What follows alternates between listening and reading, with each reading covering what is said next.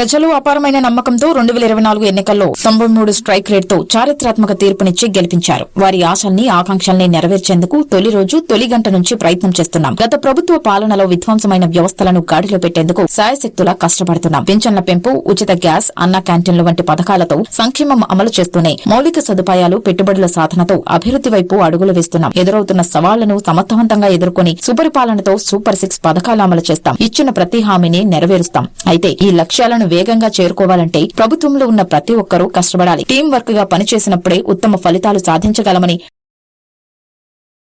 ప్రజలు అపారమైన నమ్మకంతో 2024 ఎన్నికల్లో 93 స్ట్రైక్ రేట్తో చారిత్రాత్మక తీర్పునిచ్చి గెలిపించారు.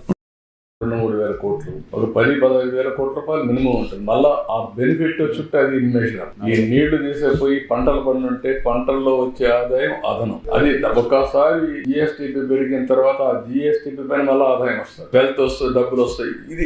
ఇదే ఒక మూమెంట్, ఒక స్పైరల్ మారిగా అన్ని నాశనం. ఇప్పుడు మీరు ఒకసారి చూస్తే తెలంగాణ ఆంధ్రప్రదేశ్ విభజన జరిగిన తర్వాత హైదరాబాద్ నగరం తెలంగాణకు వెళ్తుంది కాబట్టి హైదరాబాద్ అనేది రెవెన్యూ జనరేషన్ సిటీ కాబట్టి ఆంధ్రప్రదేశ్ లో రెవెన్యూ జనరేషన్ చేసుకోవడానికి అవకాశాలు లేవు కాబట్టి అమరావతి, పోలవరాన్ని కేంద్రం డబ్బులు ఇస్తాను పెట్టారు. అదే